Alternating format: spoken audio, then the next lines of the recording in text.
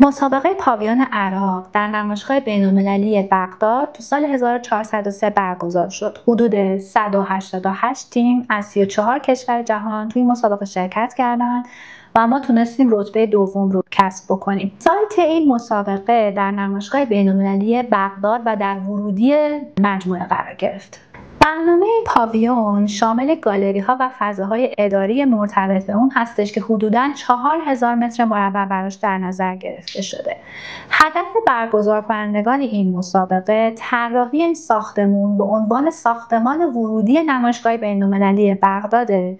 در عین حال طراحی ساختمانی هستش که علاوه بر این که معماری عراق رو به نمایش میذاره، خودش تبدیل به نماد و دروازه‌ای بشه به سوی عراق برای آینده.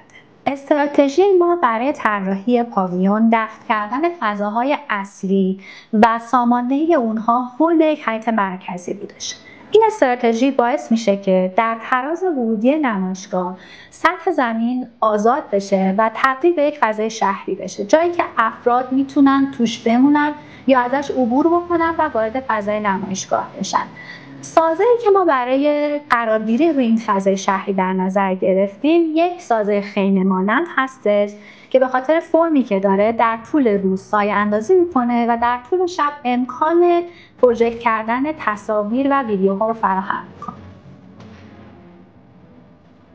بیان معماری داخلی در فضاهای دفنی این پاویون بیانی حجین با استفاده از هندسه طاق و قوس و حیاط مرکزی که با معماری منطقه قرابت داره.